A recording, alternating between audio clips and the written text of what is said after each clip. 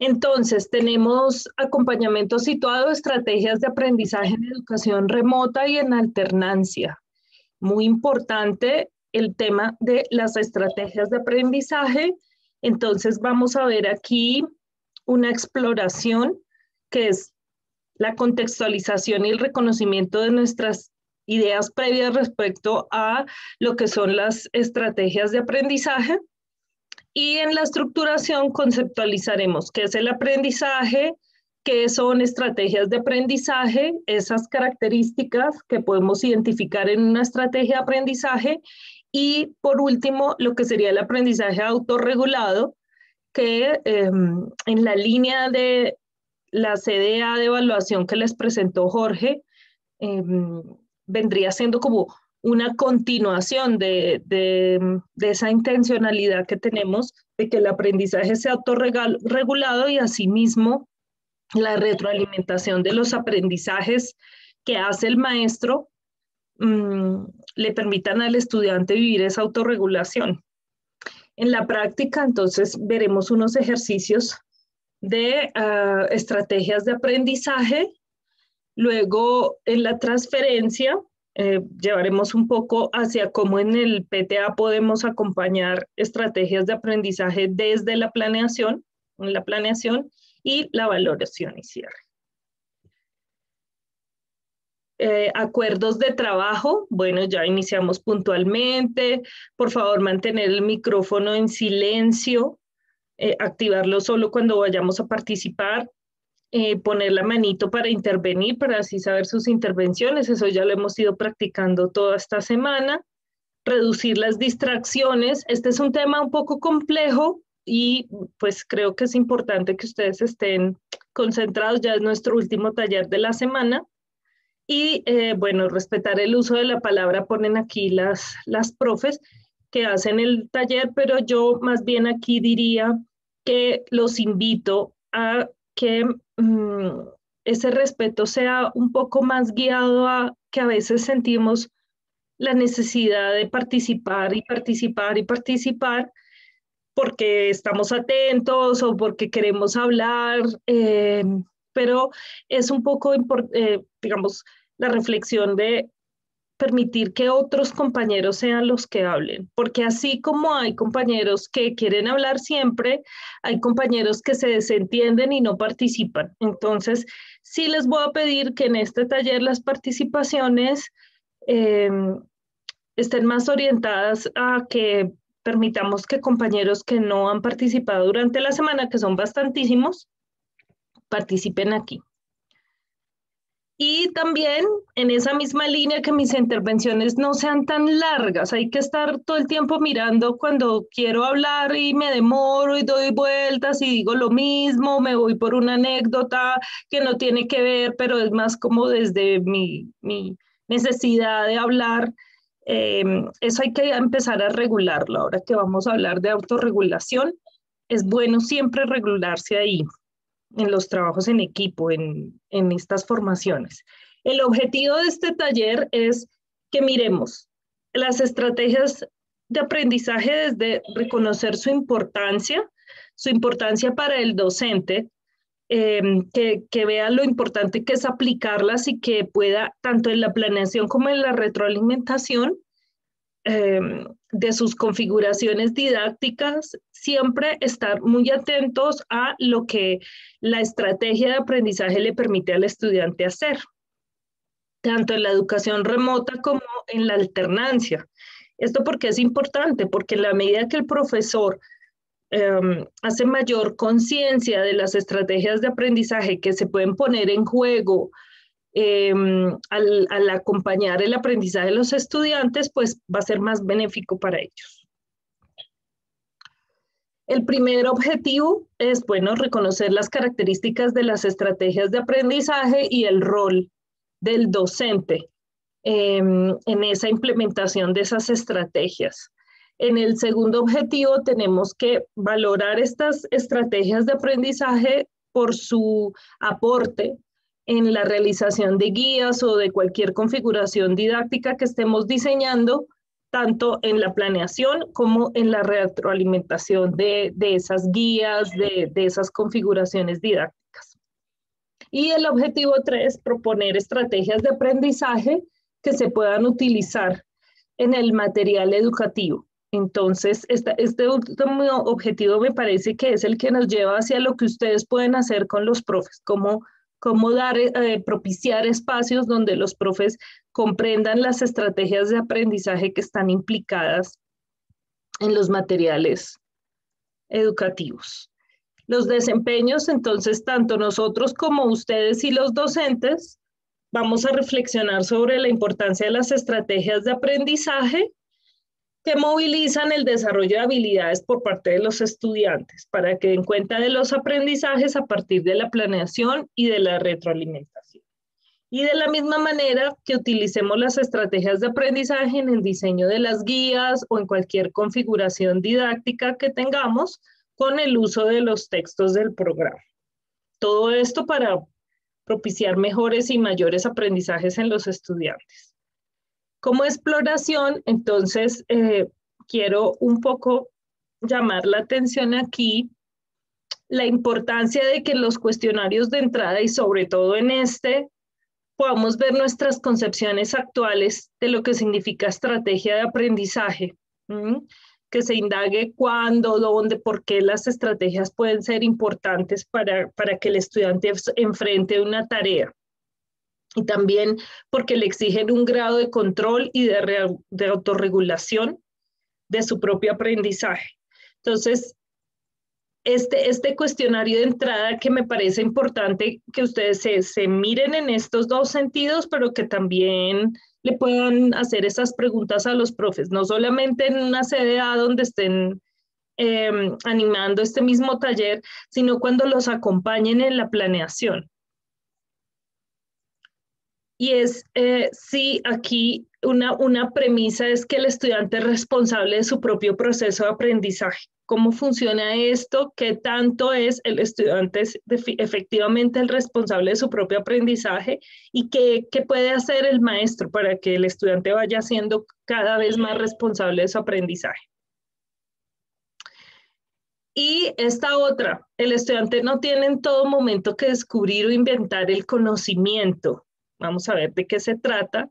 Entonces, las preguntas concretas serían, ¿el estudiante es capaz de analizar, planificar, organizar, modificar los conocimientos por sí solo? Esta pregunta me parece muy importante en el momento de la planeación, porque tenemos que poder identificar si efectivamente esto de analizar, planificar, organizar y modificar el conocimiento nuestro estudiante lo puede hacer o él está muy dependiente para estos procesos del maestro. Entonces, ¿en qué medida el estudiante va tomando más protagonismo y en qué medida el maestro le va potenciando a él ese protagonismo, esa autonomía, esa capacidad de relacionarse con el conocimiento del mismo y de hacer estos procesos de análisis, de planificación, de organización, de tener conciencia de cómo se van modificando sus aprendizajes, cómo van creciendo. Y la otra pregunta, durante la realización de las tareas, el estudiante reconoce las estrategias de aprendizaje brindadas por el docente. Si el estudiante puede hacer esto de reconocer qué estrategia le brinda el docente.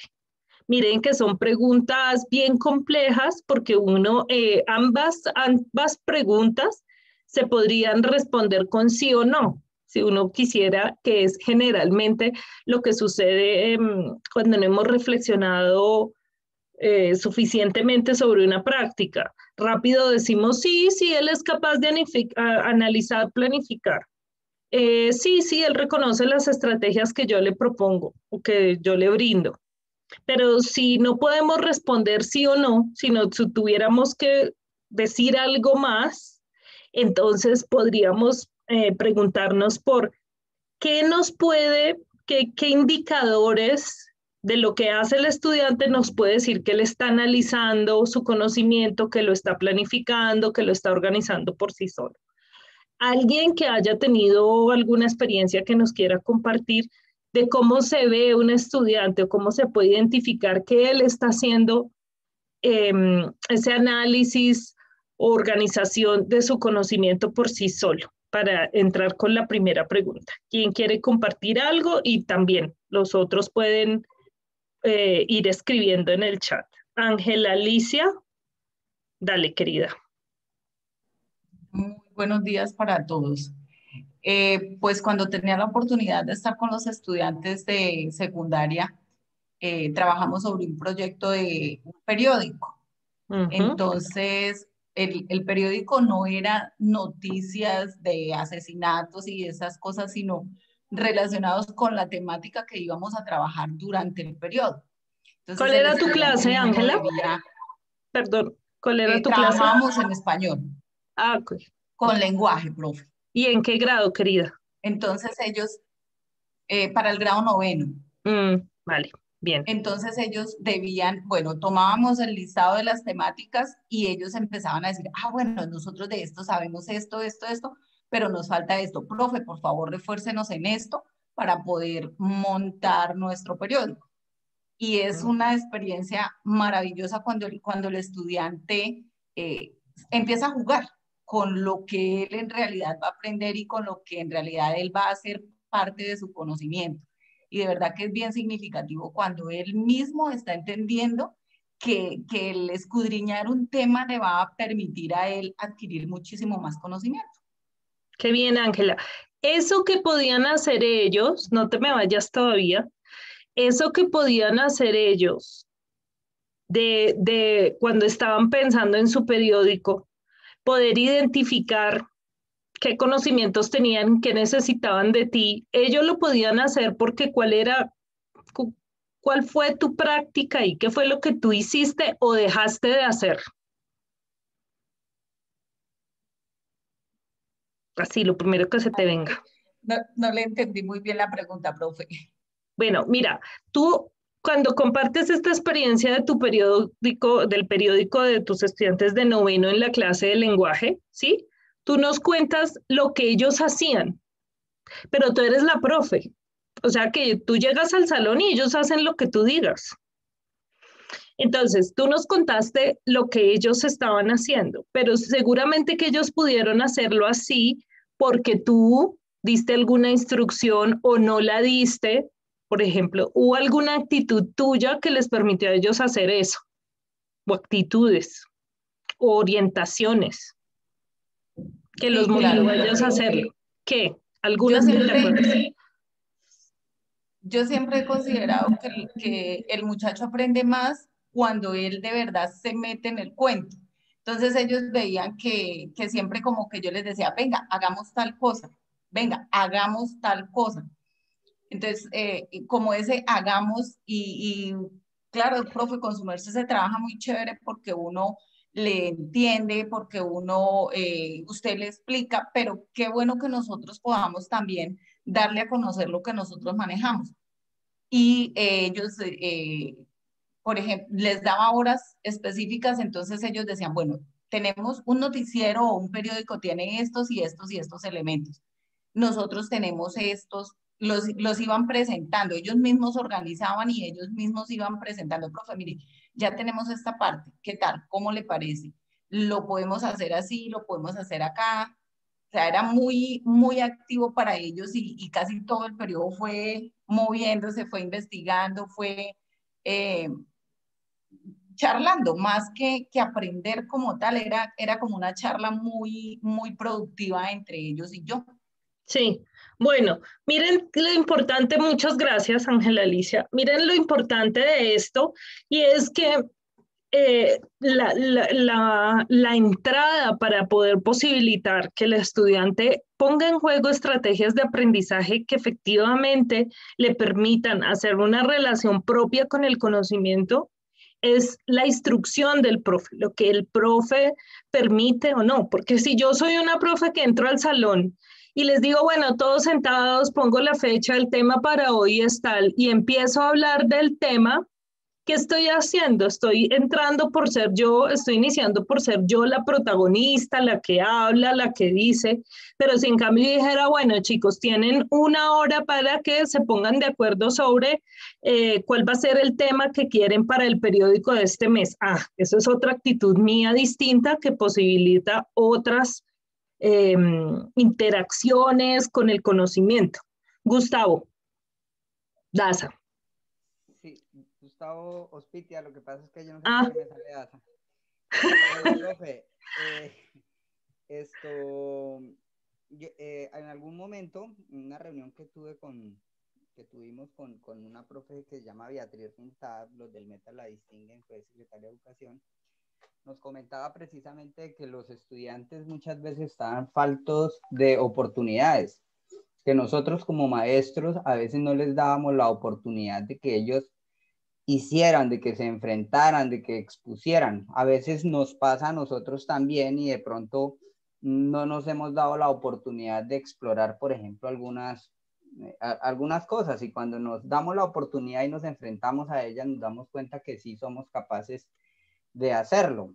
Entonces, a veces nosotros en el aula debemos abrir esos espacios para que el estudiante sienta de que tiene la posibilidad, tiene la oportunidad de hacer algo y de demostrar que sí es capaz de hacer de manera autónoma, sin tantas restricciones, a veces sin tanta orientación, porque lo que hace uno como docente muchas veces es contaminar al estudiante en su forma de pensar y casi que dirigirlo, ponerle una ruta muy precisa, sin dejarlo que él ingenie, cree, diseñe nuevas cosas.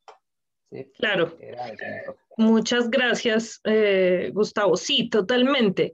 Y miren que sí y no, porque ¿dónde está el quid?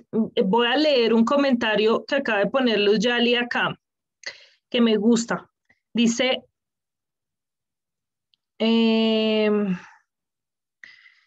hasta el momento somos los docentes en su mayoría los que les organizamos todo el aprendizaje, les indicamos y planeamos las actividades. Aquí nos falta tener el aprendizaje y plantearles cómo podrían alcanzar que ellos propongan.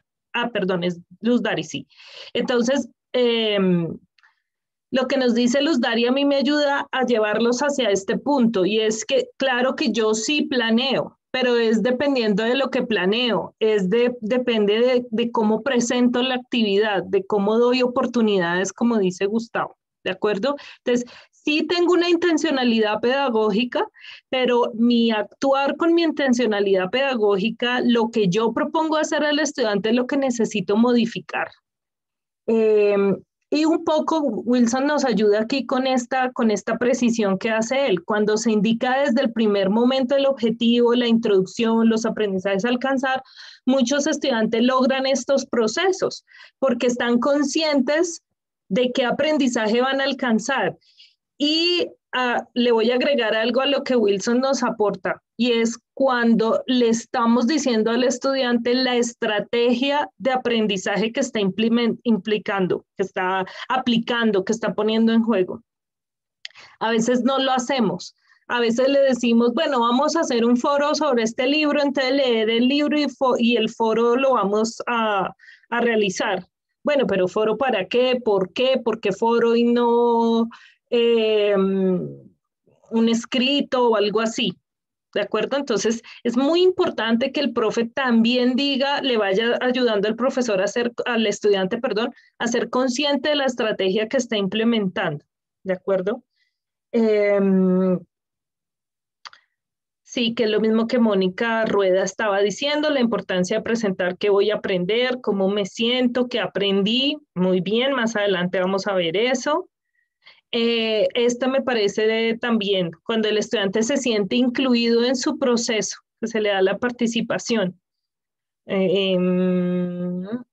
Wilmar, habilidades, al notar que los estudiantes no poseían conexión a internet, ellos llevaban las guías en físico y se organizaba de tal manera que podían solicitar explicaciones y los docentes estaban prestos a brindarle la información. garantizando que tuvieran conocimiento. Adicionalmente, procuraban incorporar al padre de familia en la realización de actividades, generando un aprendizaje significativo, incorporando la huerta casera en sus aprendizajes. Sí, me parece que los elementos de la cotidianidad o cercanos permiten hacer un puente con la estrategia de aprendizaje. Pero pues si no le dicen a uno, pues uno puede que no se dé cuenta. Ese es el tema. Por eso es importante ayudarles a los profes a tener presente cuál es la estrategia de aprendizaje que estamos poniendo en juego acá. Vamos a seguir. Está muy interesante el tema. Sigan escribiendo en el chat para que todos se retroalimenten y luego al final de la sesión volvemos un poquito sobre esto. Vamos a ponerle contenido. Entonces, vamos a mirar la estructuración, que es el aprendizaje, las estrategias de aprendizaje, características y finalmente el aprendizaje autorregulado. ¿Por qué volví a poner los elementos acá? Porque esta estructuración está un poco pesada, larga. Yo la he modificado un poco la presentación para hacerla como más sencilla, porque el tema puede ser un poco complejo en el sentido que tenemos bastantes elementos aquí y necesitamos ir haciendo el puente con la aplicación. Entonces, primero vamos a mirar qué es aprendizaje. Aquí ponen las compañeras pues la bibliografía, esta misma viene en los documentos del taller. Y nos muestran 3 enfoques de aprendizaje: el enfoque psicogenético, el enfoque cognitivo y el enfoque sociocultural. Al respecto de enfoques, estos enfoques son muy importantes en el momento del desarrollo curricular de la institución, del modelo pedagógico, tener claro desde qué enfoque. Pero yo diría que hoy en día, más que casarse una institución con un enfoque, es que pueda tener la capacidad de identificar qué enfoque le sirve en qué momento, cuál es el enfoque pertinente para cuál propósito de enseñanza, de formación. Entonces, en el psicogenético es pues muy importante la competencia cognitiva, desarrollar la competencia cognitiva determinada por el nivel de desarrollo intelectual, el nivel de los procesos cognitivos que se hacen. Cualquier aprendizaje depende del nivel cognitivo del sujeto. Bueno, eso podría ser mirado desde el desarrollo de los procesos cognitivos, ¿cierto? Y a medida que va habiendo una maduración cognitiva, pues digamos, se puede haber mayor complejidad de procesos cognitivos. Pero eso solo puede suceder si las experiencias del sujeto hacen que se pueda desarrollar su cognición. Hay una estrecha relación, todos los que tienen formación en lenguaje lo saben, más de cerca. Hay una estrecha relación entre el desarrollo del pensamiento y el lenguaje. Entonces, si yo no tengo suficientes oportunidades, experiencias que me permitan ir avanzando en mis procesos cognitivos, pues puede ser que en algún momento se den, pero van a ser más episódicos o espaciados, así yo tengo un ejercicio continuo de pensamiento que me permite ir desarrollando estos procesos. Y el énfasis del currículo aquí es en el énfasis del aprendizaje por descubrimiento, porque cada nuevo elemento me va haciendo un aporte, digamos que me va como sumando elementos a mi comprensión. En las concepciones y principios del enfoque cognitivo ya como tal, entonces las teorías sobre inferir causas de los acontecimientos y de la motivación de aprender. Entonces, en el enfoque propiamente cognitivo, lo que yo hago es que me devuelvo a qué genera el aprendizaje, qué me genera el aprendizaje, qué pude hacer que me genere el aprendizaje. Por eso me habla aquí de la causa. Porque en la causa está lo que pude hacer, lo que me ayudó a aprender. En este tipo de enfoque son importantes esas actividades en las que yo resuelva una tarea y a medida que voy resolviendo la tarea, voy comprendiendo cómo hago esa resolución, qué decisiones tomo, qué me sirve y qué no me sirve. Para esto, por ejemplo, esos ejercicios no sé si han visto esas figuritas de madera que se entrelazan unas con otras, ¿han visto? Puede ser una pelota y está hecha de varias partes y yo necesito resolver el problema en términos de armar la pelota, si me entregan las fichas desarmadas. Puede ser que yo repita muchas veces la misma acción sin lograr ningún resultado. Entonces, aquí en el enfoque cognitivo como tal, lo que me dicen es, ¿qué paso hago que me permite lograr ir armando la figura? Y si ya lo hice y no me da con esos pasos armar la figura, pues tengo que cambiar, no puedo seguir repitiendo sin estarme dando cuenta de qué me sirve y qué no me sirve.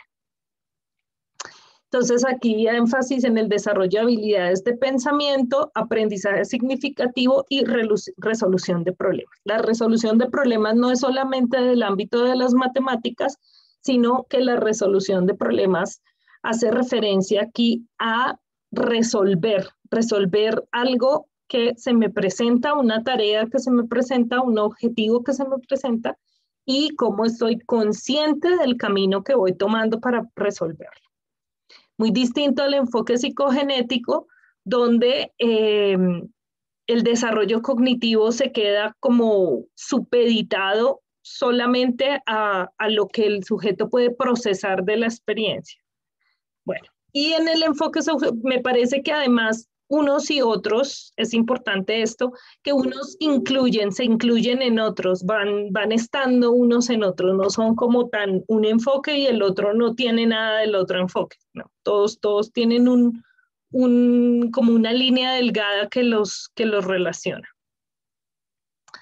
Y el enfoque sociocultural del aprendizaje, entonces, tiene que ver con que el aprendizaje se sucede en un lugar, por eso dice aquí que está situado, y que ese lugar es tanto cognitivo de mi aprendizaje como de la situación que me genera el aprendizaje, ¿cierto? Las situaciones tienen diversos elementos que propician unos aprendizajes u otros. Y por eso se puede hacer una zona de desarrollo próximo, porque la situación me presenta elementos nuevos o elementos distintos o elementos que desafían lo que ya sé hacer. Y generalmente, pues, se necesita del otro, por eso es sociocultural, porque es en la relación con el otro que puedo comprender lo nuevo mío y el otro me aporta o yo le aporto al otro, ¿cierto? Y ahí es donde viene el aprendizaje. Y pues bueno, se evalúa mucho la dinámica del contexto en el sentido de que la situación puede ser o no proveedora de posibilidades de aprendizaje. Esta parte aquí me parece muy importante cuando diseñamos actividades, pensar en estos elementos del enfoque sociocultural y las interacciones que se propician en las actividades que diseñamos. Bueno, entonces, acá están estos enfoques un poco más guiados hacia la educación, el contexto, pero aquí ya vamos a ver concretamente lo que pasa con el estudiante. Entonces, el estudiante en el psicogenético, constructor de esquemas y estructuras, o sea, él mismo va haciendo su andamiaje, lo tiene que hacer porque es en él que sucede el aprendizaje. El docente facilita ese aprendizaje y ese desarrollo.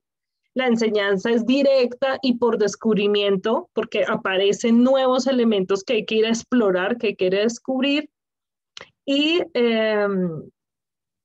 lo que un poco tiene de particular el enfoque psicogenético es que está determinado por el desarrollo, o sea, por la etapa del desarrollo en la que está el sujeto.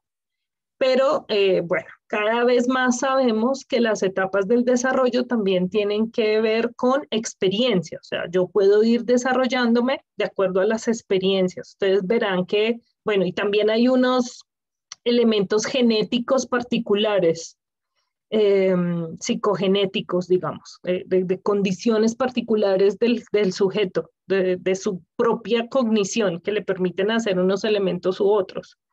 Pero eso no es tan determinante, ¿no? Es lo que, por eso se da el paso al enfoque cognitivo, que es el estudiante como procesador activo de la información, el docente como organizador de esa información, promotor de esas habilidades de pensamiento y aprendizaje con las experiencias que diseña.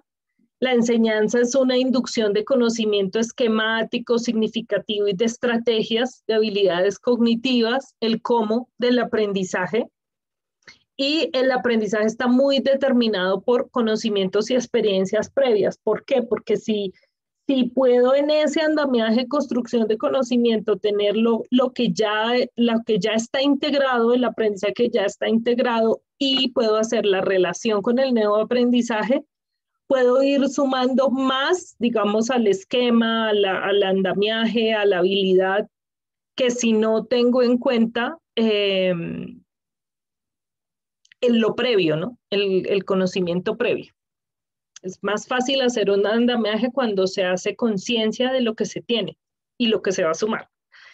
Y en el enfoque sociocultural, el estudiante efectúa apropiación o reconstrucción de saberes culturales. Aquí la cultura es muy importante porque tiene que ver con esas prácticas ya instauradas en el contexto. El docente tiene una labor de mediación, la transmisión de los saberes culturales mediante las interacciones y la zona de desarrollo próximo, y el aprendizaje es una interacción básicamente en la que yo apropio representaciones y procesos, aunque aquí yo podría decir que también en el enfoque cognitivo están involucradas las representaciones, ¿cierto? Y en el psicogenético también están involucradas las representaciones, es decir, no sería tan de uno u otro enfoque todos los elementos. Bueno, aquí en este momento vamos a mirar, voy a mirar cómo vamos en el chat.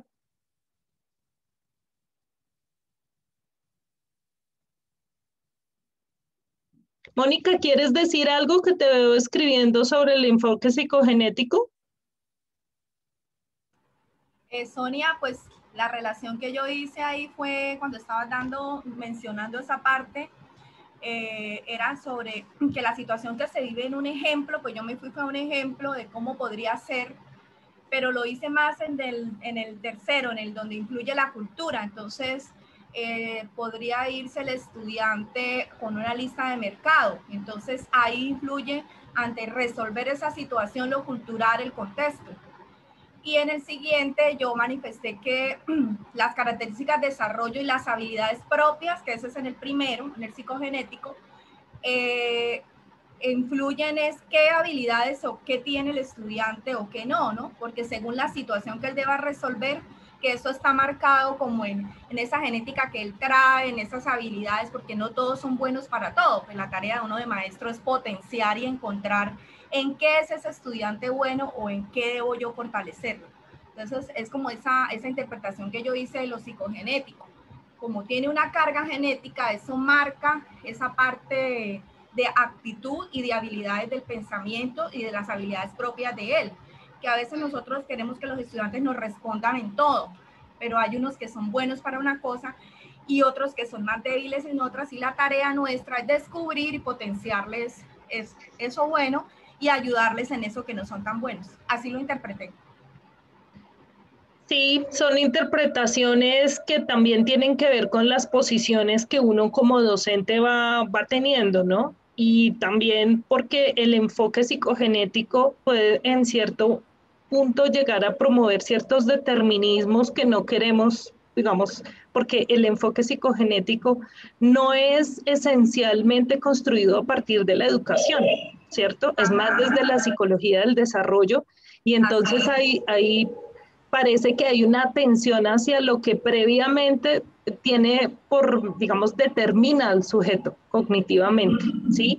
Eso yo lo puedo ver claramente, por ejemplo, en una persona que no es, que no tiene, no es biotípico, no es un cerebro biotípico, ¿cómo se dice la expresión? Lo que no son los autistas, los neurotípicos.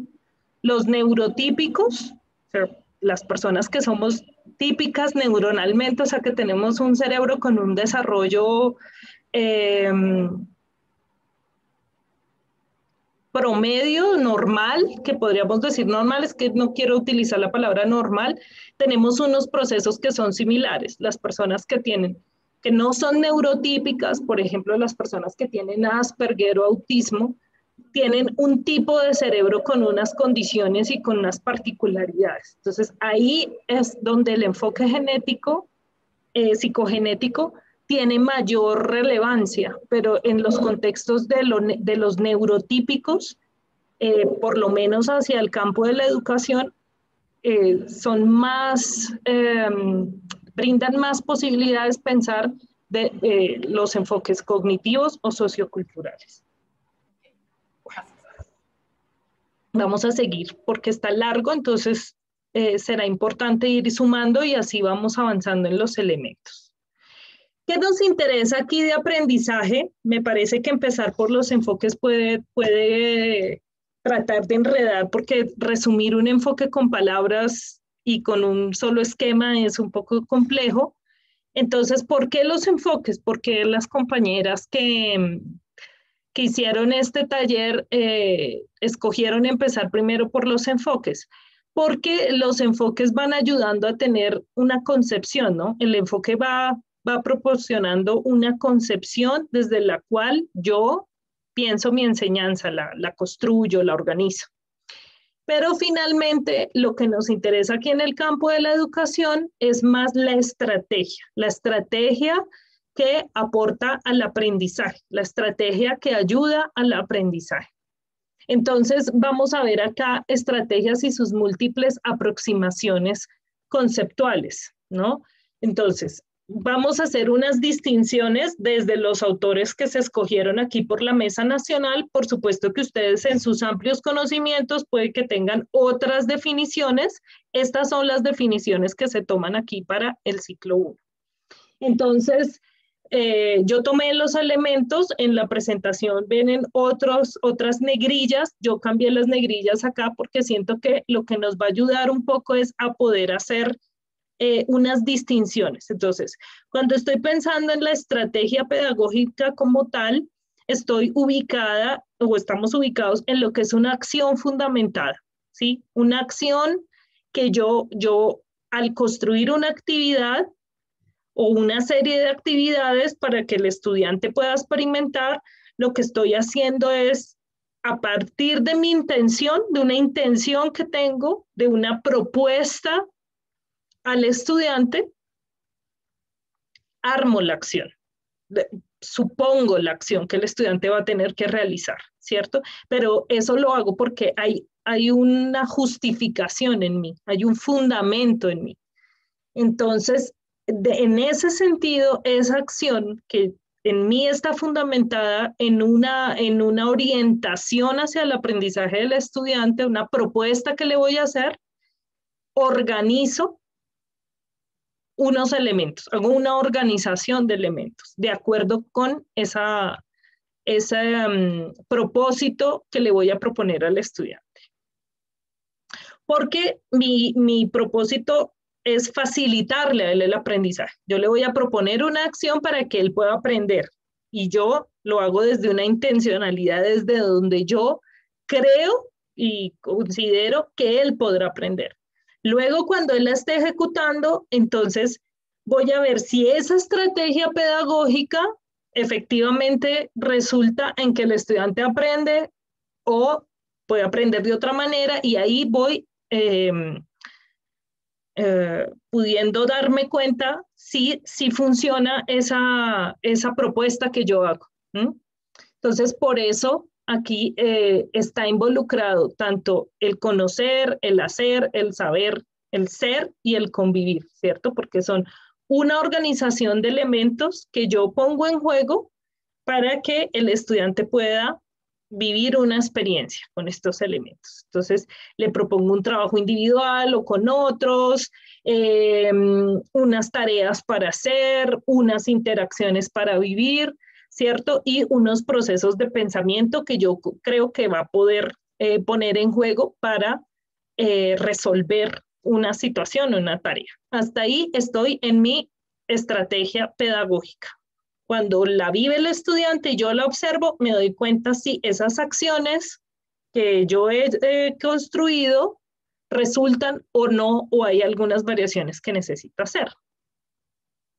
Mientras que en la estrategia didáctica, lo que yo hago cuando ya me paso de la intencionalidad pedagógica a la estrategia didáctica como tal es que utilizo un procedimiento y un recurso. Por eso cuando hablamos de didácticas es muy importante ya referirnos a la enseñanza del conocimiento como tal. Es decir, habrá unos procedimientos y habrá unos recursos para aprender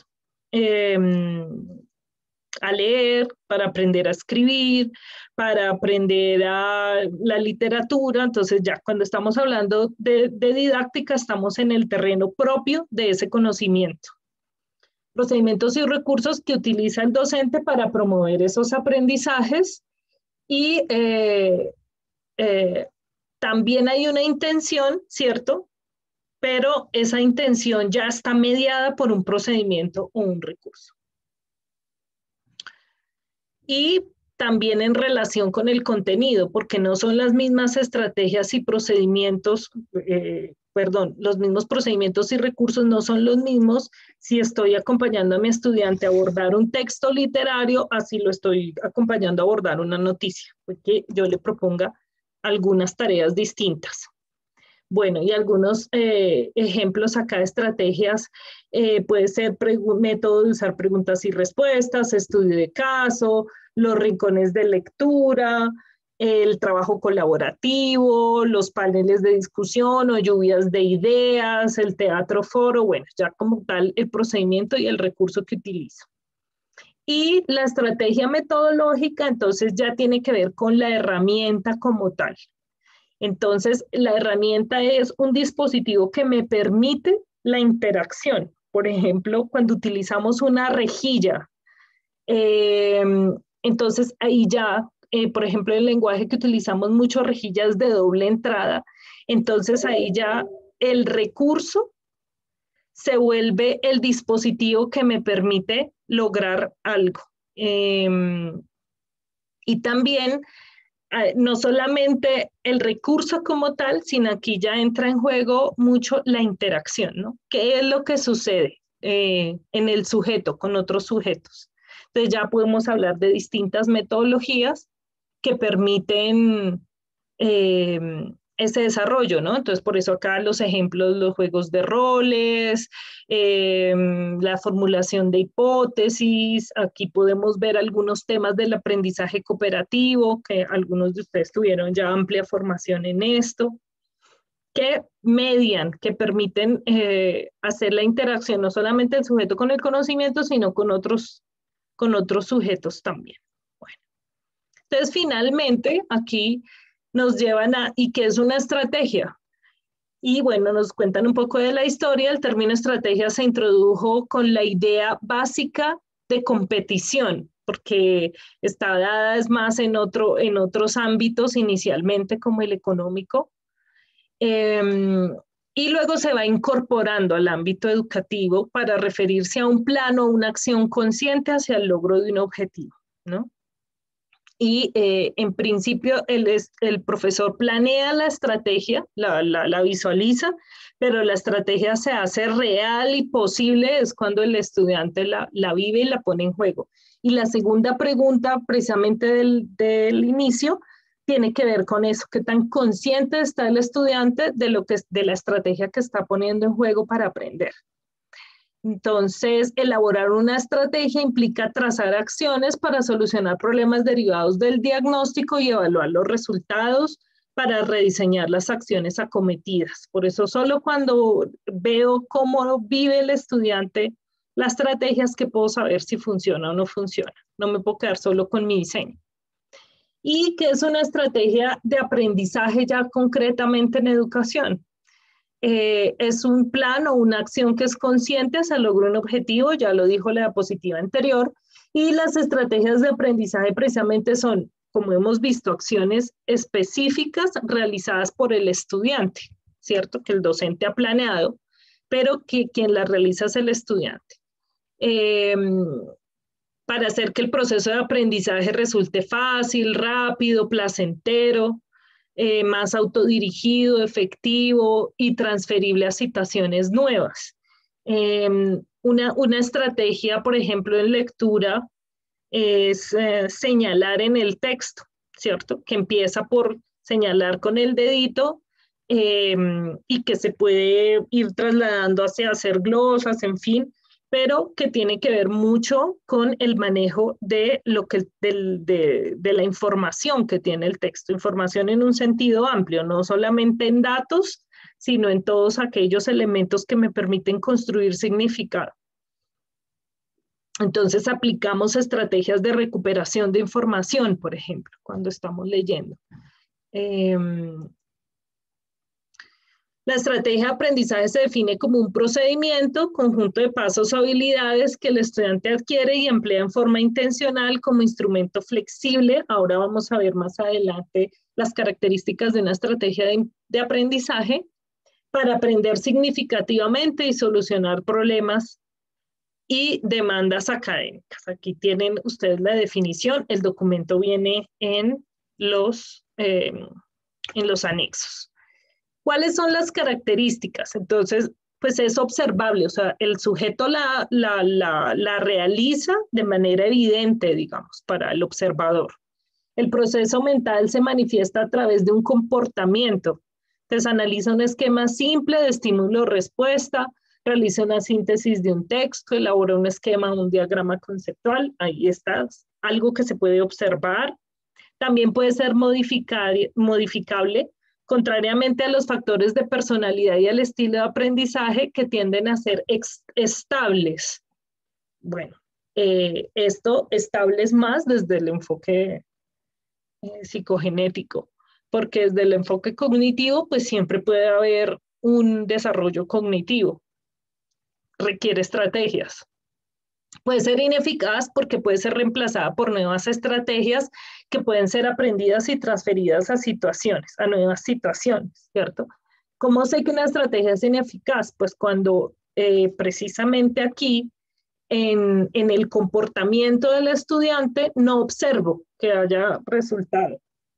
O tal vez tengo que rediseñarla o cambiar de estrategia. Las estrategias son utilizadas para la resolución de problemas en un sentido amplio, ¿no? El estudiante puede utilizarlas en respuesta a diferentes necesidades o problemas de aprendizaje. Estos dos autores que traen las compañeras aquí a colación, Rinaudo y Vélez, utilizan el término control consciente, que es un término muy útil porque esto se refiere al autocontrol que hace el estudiante en la realización de la estrategia. Por ejemplo, en el ejemplo que les daba ahorita, si voy a armar un rompecabezas de madera y no controlo lo que estoy haciendo, puedo durar 1 hora poniendo las piezas de la misma manera y no resulto armando nunca la pelota porque no me pude monitorear. O sea, no pude tener ese control consciente, lo que permite reconocer el momento y la necesidad de utilizar estrategias compensadoras en caso de dificultad. En ese mismo ejemplo de la pelota de madera, pues tengo que decir, si pongo esta pieza con esta pieza, pues eso no me resulta en la forma redonda y en fin, y entonces cambio y ya estas dos no las voy a volver a poner. Bueno, las estrategias también implican una sofisticación cognitiva, en el sentido que involucran pensamientos y procesos críticos muy profundos y en un mayor uso del razonamiento que en el caso de las técnicas o habilidades de aprendizaje, ¿no? Porque la estrategia al irse relacionando más con el pensamiento que con la acción, o más bien va encadenando acciones y pensamientos, requiere a una acción un proceso de pensamiento que vaya valorando esa acción. Bien. Vamos a ver acá unos ejemplos muy concretos. En lenguaje, por ejemplo, estrategias de aprendizaje. Resumir la información, hacer inferencias, generar preguntas, brindar respuestas, monitorear la comprensión, realizar resúmenes, entre otros. En matemáticas, solución de situaciones problema, proyectos, aplicaciones, modelación, experimentación, demostración, ensayo y error. Claro que yo diría que estas no serían exclusivas de una u otra, por lo menos en lenguaje podemos utilizar ensayo y error muchas veces, podemos utilizar modelación también muchas veces, demostración. En la experiencia literaria, por ejemplo, es una habilidad de desarrollar pensamiento crítico, una habilidad que permite desarrollar pensamiento crítico en los estudiantes por medio de acercamientos creativos y propositivos al texto. Y en matemáticas, en la armonización curricular, entonces consolidar elementos curriculares para la toma de decisiones del planteamiento del plan de área de matemáticas para 2021. Estas, en una área o en otra, de los temas que hemos visto durante este ciclo, estamos involucrando estrategias de aprendizaje que permitan que los estudiantes desarrollen pensamiento crítico a través de su experiencia literaria. Y en matemáticas, entonces, lo que se ha ofrecido es consolidar algunos elementos que permitan avanzar en el plan de área de matemáticas. También creo que hubo unos elementos de pensamiento numérico ahí, de resolución de problemas que se pudieron implementar en este ciclo. Y ustedes fueron viendo las estrategias de aprendizaje que se podían implementar ahí. El rol del estudiante, entonces, bueno, esta presentación yo se las voy a dejar para que ustedes la usen si quieren, porque está animada este gráfico. Entonces, aquí, el rol del estudiante en esa relación de acompañamiento y de retroalimentación, quise empezar por acá, que le va brindando el docente. Y ahí vuelvo un poco al uso del lenguaje, al diálogo, es decir, esa retroalimentación se va dando dialogada, se va dando en cada paso del proceso que vive el estudiante y que le da como resultado un ir aprendiendo a aprender. Entonces, lo primero que vimos, y ya algunos lo escribieron en el chat, analizar e identificar metas es lo primero que hacemos cuando vamos a aprender algo, que es lo que voy a aprender, planificar y formular. Entonces, ¿cómo puedo formular? ¿Cómo puedo formular un plan que me permita alcanzar esa meta? Realizar o emplear algunas técnicas, ¿cierto? Entonces, analizo, planifico, realizo, es decir, hago algo.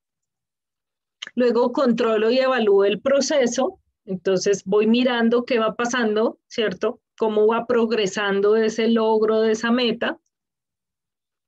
Y puede que necesite hacer algunas modificaciones para poderlo lograr. Y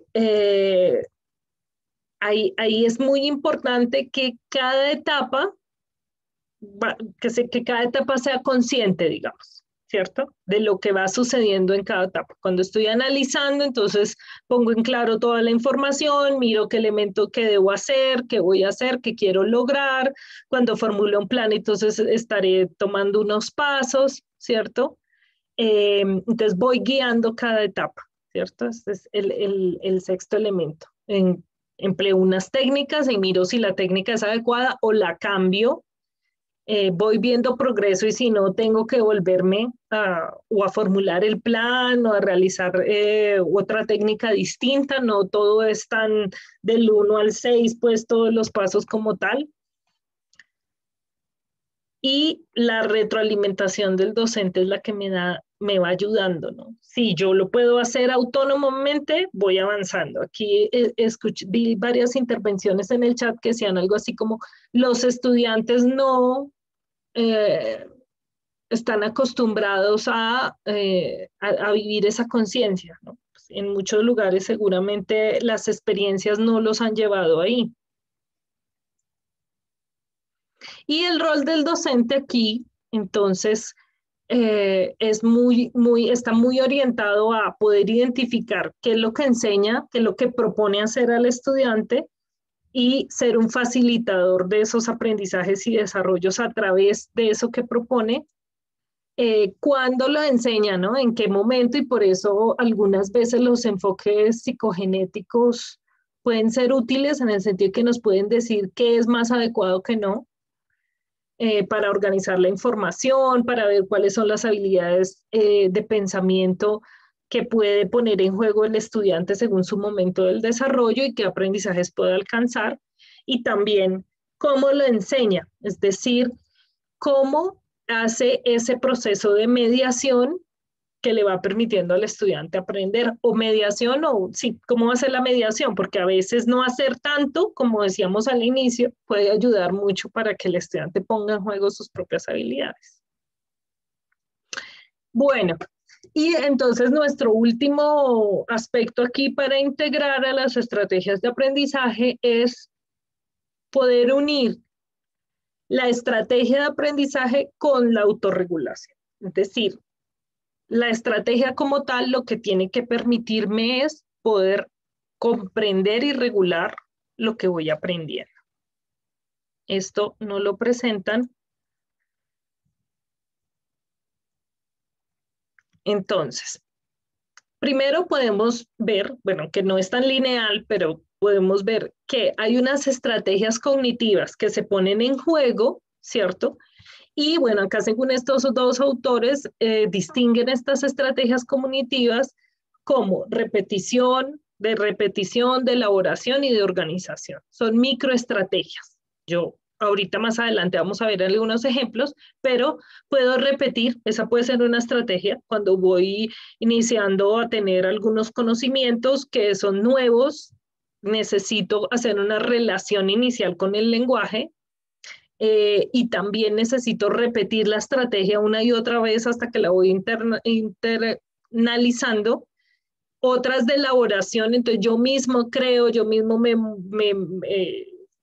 pongo en juego algún conocimiento que ya tengo, y a veces necesito organizar elementos, en fin, o todas a la vez, según la tarea que se me presente. Estas estrategias cognitivas están en estrecha relación con las metacognitivas, ¿cierto? Entonces, ¿qué hago? A estos procesos les sumo una toma de conciencia, ¿cierto? Que tiene dos variables, la persona, y ahí a veces por eso es importante tener en cuenta sus propias capacidades, como nos decía la compañera ahorita, sus propias posibilidades, y también no solamente eso, sino el funcionamiento de la estrategia. Muchas veces injustamente decimos que es el estudiante el que no aprende, como si fuera un elemento personal, y realmente lo que puede no estar funcionando es la estrategia como tal. Si no hacemos metacognición de la estrategia, no la podemos evaluar.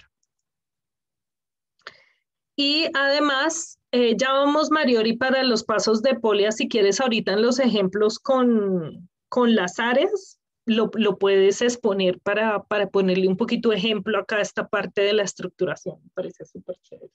Y también en relación con las estrategias de apoyo. Hay algunos apoyos que yo necesito poner en juego para poder aprender, ¿cierto? Entonces son los recursos, por ejemplo, los instrumentos. Alguien decía esta mañana, creo que fue, o ayer, que es muy importante poder utilizar instrumentos que me permitan apoyar el aprendizaje.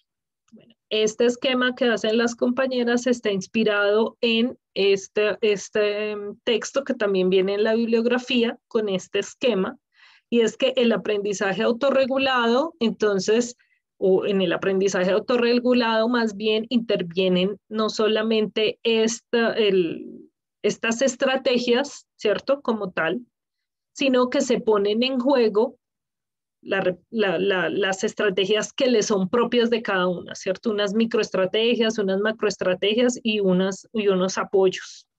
Miren cómo acá, en esta, el afecto y la motivación tienen gran importancia. Entonces es importante siempre la estrategia que diseñamos para aprender, que haya este elemento de afecto y motivación. Además de regular el proceso cognitivo, además de los propios procesos de conocimiento, además de estas otras estrategias que son de repetición, de elaboración, de organización, más específicas en el documento para que las puedan mirar. Yo siento que esto es significativo en la medida que lo podamos aplicar a un área, porque si lo dejamos así en el discurso, queda demasiado etéreo el discurso y hasta las palabras no fluyen cuando no hay un asidero real. Por eso me gusta el ejemplo de Mariori. Entonces, en la práctica, antes de pasar a la práctica, me gustaría, Mariori, que pusieras el ejemplo que pusiste ahí en el chat, con los pasos de Polia. Y me dices qué esquema te pongo si lo haces así.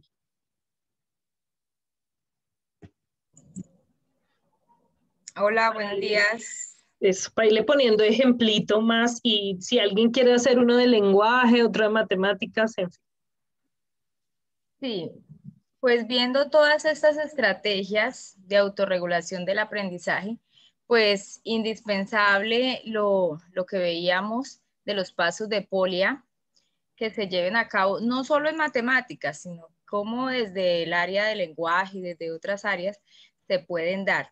Entonces, cuando un estudiante va a resolver una situación, problema, necesita tener fundamentalmente pues la parte que nos indican del comprende, del realiza un plan, luego lo ejecuta, luego lo verifica para poder dar la respuesta y mirar que todo, como ese círculo que se creó ahí, está correcto. Entonces, cuando un estudiante es capaz de hacer ese proceso y verificar que le dio todo, que todo concuerda en matemáticas, asimismo, cuando se le presente también otro tipo de situación en otra área o en su vida cotidiana, pues también va a tener como esa capacidad, ¿cierto? De darle esa solución al problema y de generar esas estrategias que conlleven a su solución.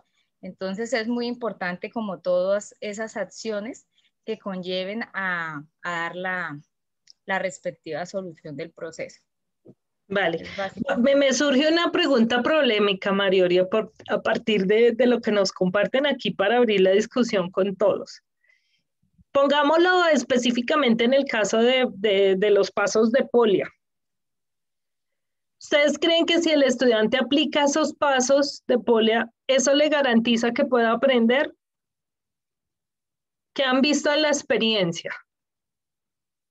Acompañando aquí los profes de matemáticas de pronto tienen experiencias muy concretas.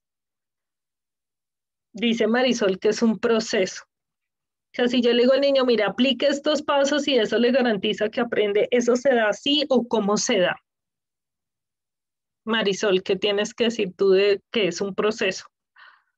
¿Tienes alguna experiencia o algo para hacer esto un poco más con ejemplo?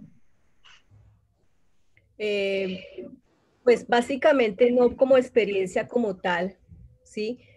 Pero sí abordando desde la parte de la resolución de problemas matemáticos que están aterrizados en el contexto, podemos ver que esto realmente es un proceso que se necesita hacer un paso a paso. Inicialmente le vamos a dar a los estudiantes esa modelación. En algún momento, como en el 2019, que comenzó, creo, 2019, sí, que comenzó o antes, que comenzó la parte de enfocarnos o de aterrizar los textos del PTA en este enfoque de resolución de problemas de Polya. Se hizo una actividad en mi institución que se llamaba el circuito, ¿sí? Entonces, resulta que se hacía determinamos unas preguntas. Por ejemplo, escogíamos unas preguntas de matemáticas de las pruebas saber. 3 o 4 o 5 preguntas. Entonces, hacíamos esa misma cantidad de grupos, porque eso era para enfocar también la parte del trabajo colaborativo. Y hacíamos, a cada grupo le dábamos una pregunta. Pues eso fue poco a poco modificable porque veíamos, observamos, no, vamos a hacer esto con los profes, ¿no? Entonces, se le daba la pregunta y se les daban un tiempo límite. Por ejemplo, comenzamos un tiempo ya 4 minutos. Entonces, 4 minutos y definíamos un chico que era el que manejaba las preguntas. Entonces, cuando terminaban las preguntas, ellos tenían ese tiempo para comenzar entre todos a leer, a discutir cómo se solucionaba esa pregunta. Entonces, terminaba el tiempo y en ese momento de terminar el tiempo, el chico que se elegía para pasar de un grupo a otro la pregunta, entonces tenía que sincrónicamente, ¡pum!, todo el mundo terminó el tiempo, ¡pam!, pasaba, ese chico pasaba a la otra y así sucesivamente entre todos los grupos, ¿sí? Y comenzaba otra vez 4 minutos y así hasta que todos resolvían sus problemas. Luego entraba la fase de retroalimentación, de cómo solucionaban ellos los problemas. Entonces comenzamos con el primero. Entonces, cómo leíamos, comprendíamos entre todos, los niños decían cómo lo hicieron, ¿sí? Había discusión, en algunos momentos los niños, no, a mí no me parece, discutíamos, ¿sí? Y llegábamos a una conclusión, ¿sí? Ahí vemos que hay un proceso de metacognición, ¿cierto? Pero vamos a empezar desde la comprensión de la pregunta, el cómo ellos definieron el plan para poder solucionar la pregunta, lo ejecutaron, pero luego reflexionamos entre todos, ¿cierto? ¿Cómo lo hicimos? Y eso al principio fue difícil, ¿sí? Porque eran niños de tercero y algunos de quinto, en alguna institución fue de tercero, otros de quinto, pero los niños comenzaron a darse cuenta de que eso era algo agradable, inclusive uno en el de cuarto también, y decían, uy, pero yo no me había dado cuenta que se podía hacer por este lado, y es la misma respuesta. Entonces se generaba una cantidad de reflexiones en donde los niños se aterrizaban de que los niños pensaban que solamente había una respuesta, que había múltiples respuestas, ¿cierto? Entonces, ahí vemos que eso es un proceso. En la segunda actividad, lo hacíamos de diferente, inclusive otros profes lo hacían con inglés, ¿sí? Me decían, profe, yo lo hice con inglés, ¿sí?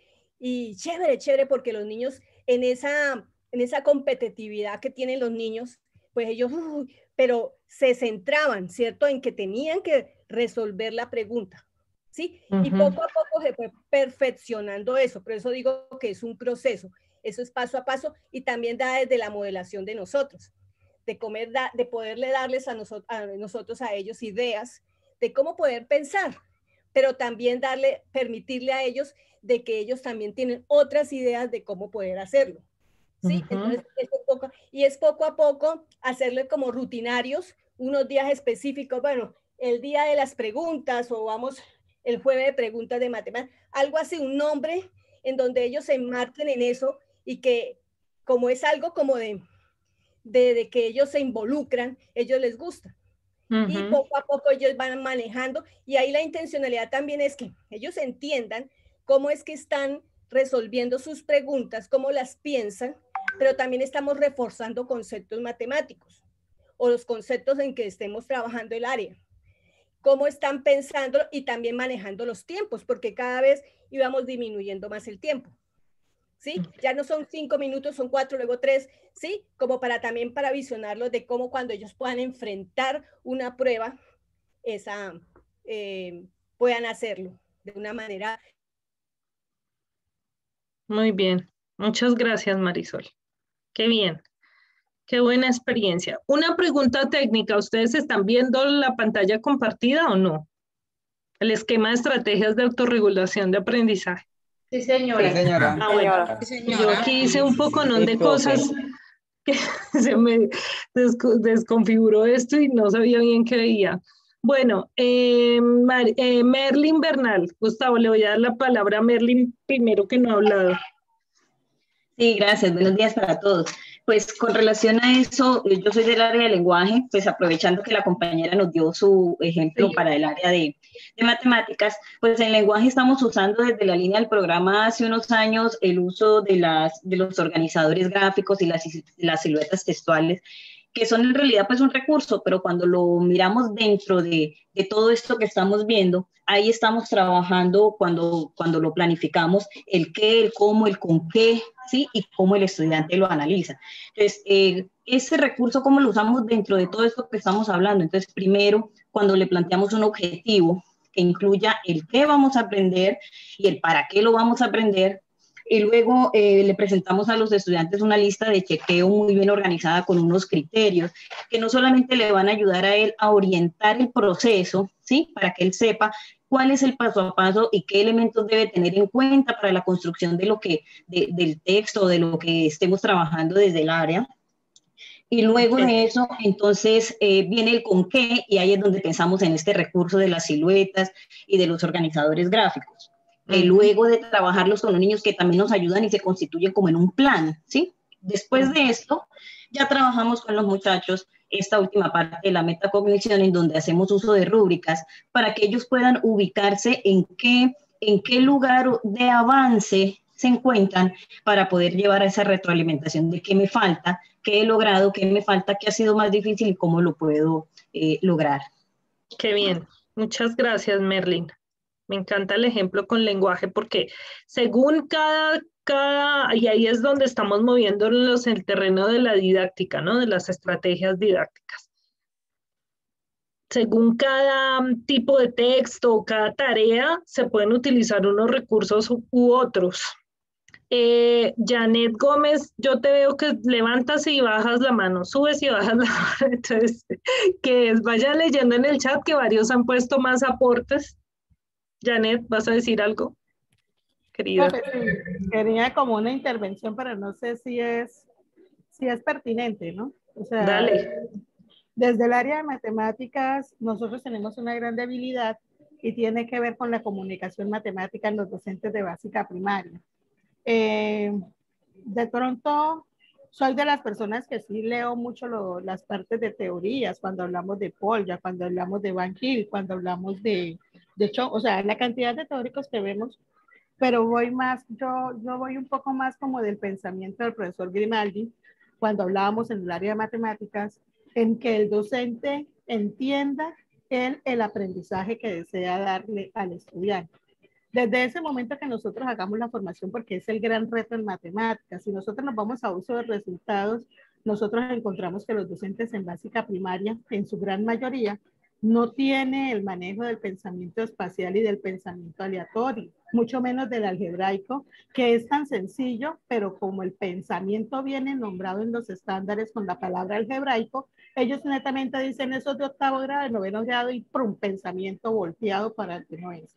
Entonces yo veo que las matemáticas se enriquecen, usted lo manifestaba en una de sus intervenciones, en que la matemática se enriquece en dar soluciones en diferentes maneras como podemos dar una respuesta, y de esa misma manera nosotros podemos aportar un aprendizaje, porque lo voy de la mano como lo dije con Grimaldi, nosotros creamos el recurso y desde la creación del recurso dentro de la formación, el docente sabe qué aprende y qué no aprende y cómo lo puede reflejar y de qué manera lo puede hacer con sus estudiantes.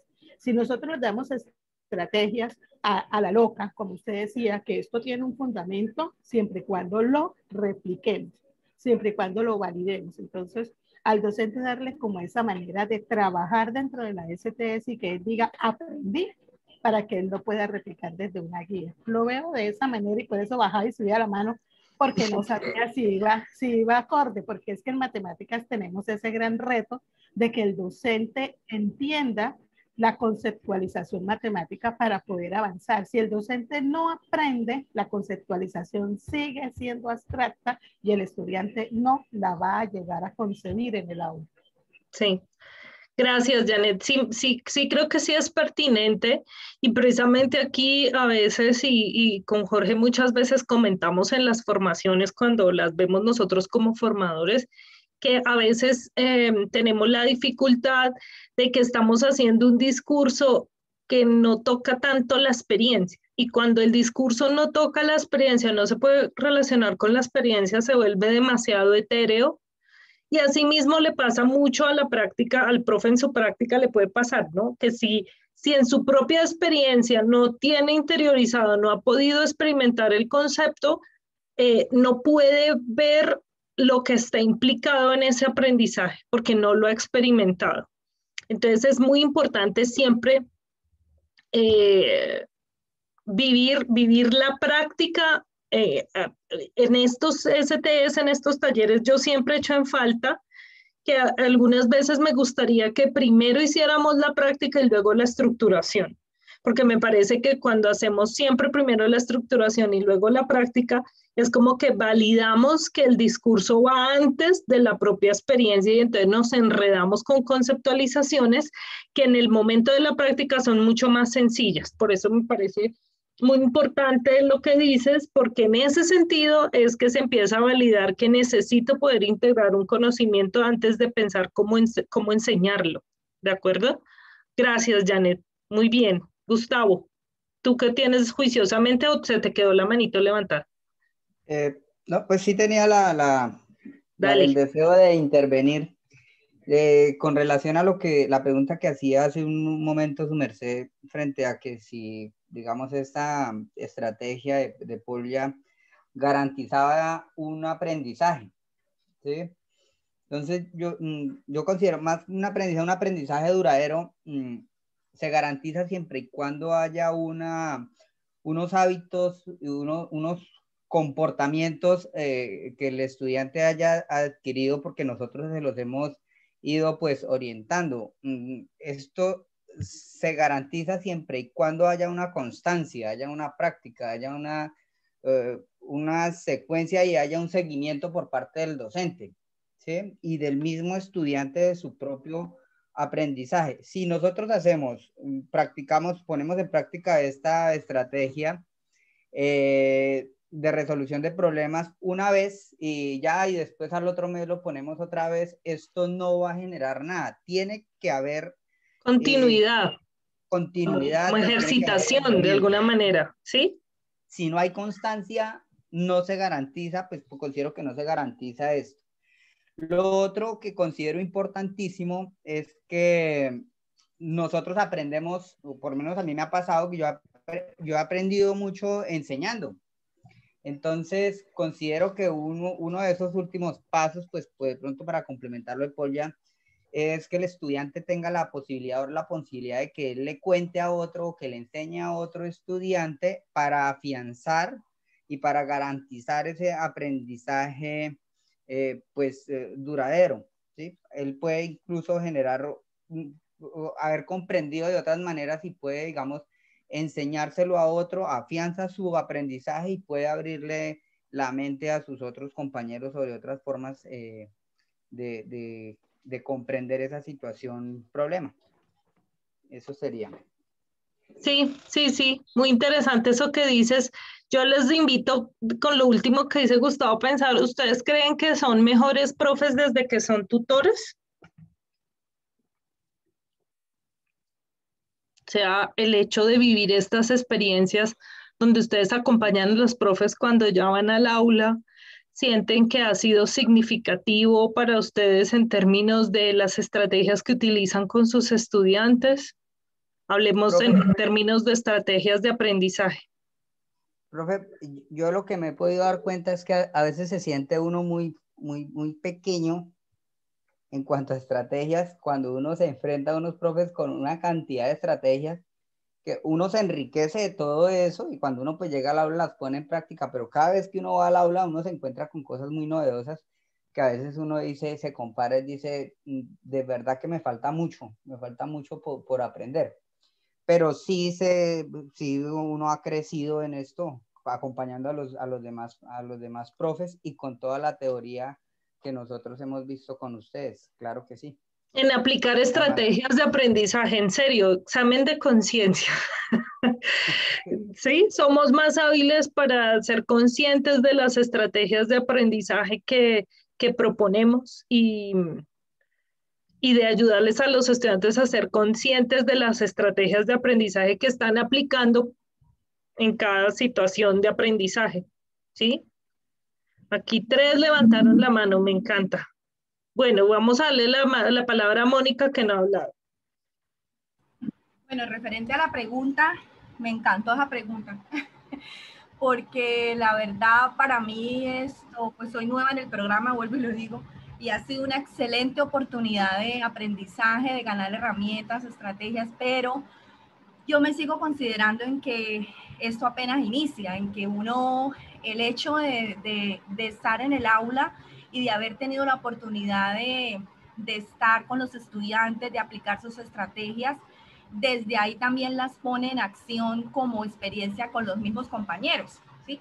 Pero no quiere decir que uno sea mejor, no, uno está ganando y desde ahí, como uno es par, uno está aportando para que ellos también crezcan y uno con ellos también aprende, o sea, por lo menos a mí se me ha ampliado el observador muchísimo en ver que hay muchísimos maestros, sobre todo en la parte rural, que son unos magos, o sea, todo lo que hacen, lo que inventan, lo que proponen, ha sido excelente el aprendizaje y la experiencia y todos los días está uno aprendiendo en esto.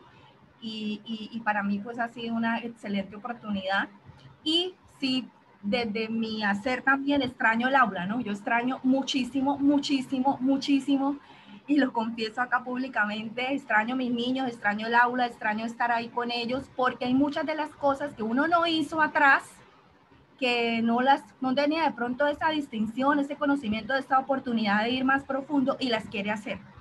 Entonces, es eso. Gracias.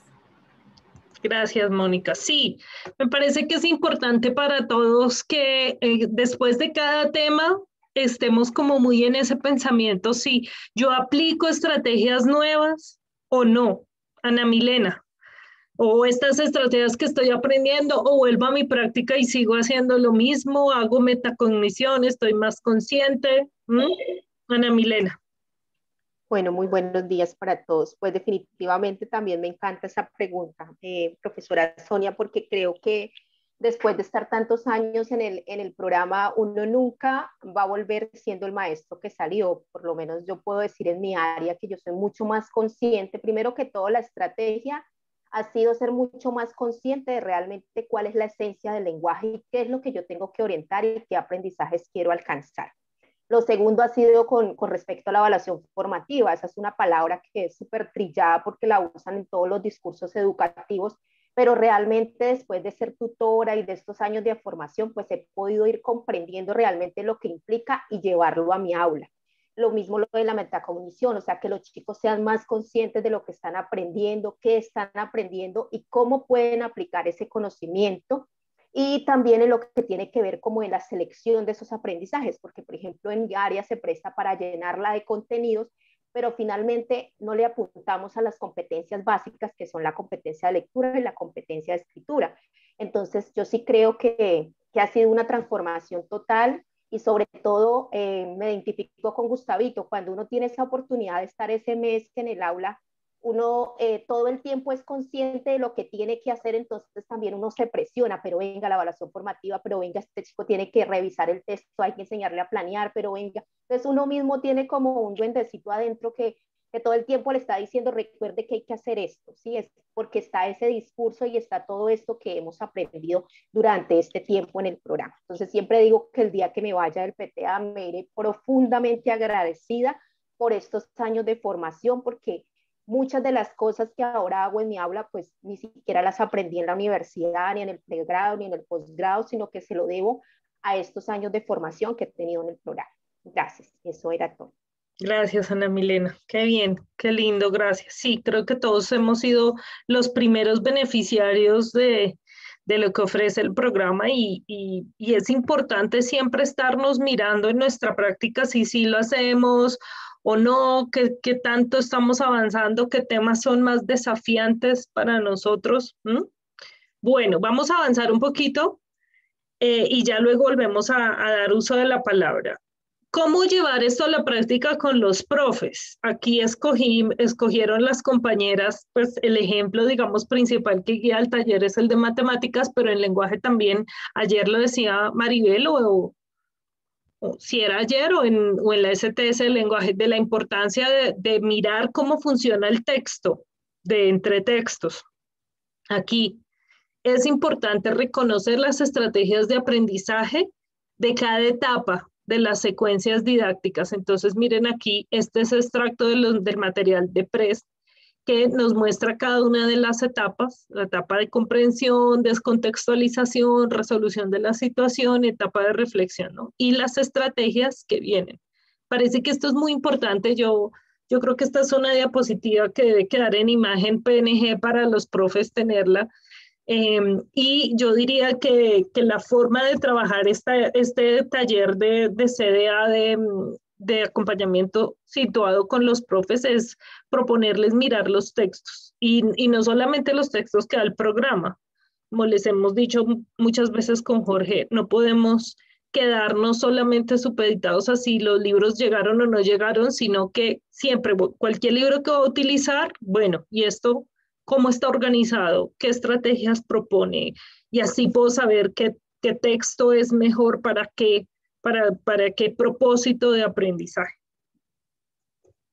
Entonces, invitación a hacer estos ejercicios con los profes, y las compañeras lo habían dejado así, pero en la mesa nacional, entonces un poco lo que querían era que en el ejercicio que se haga con los profes, que será la práctica que ustedes puedan hacer, los profes puedan llegar a identificar ellos mismos las estrategias que están implicadas en cada una de las etapas del material, ¿no? Y igualmente así con la estructura del lenguaje, ¿cierto?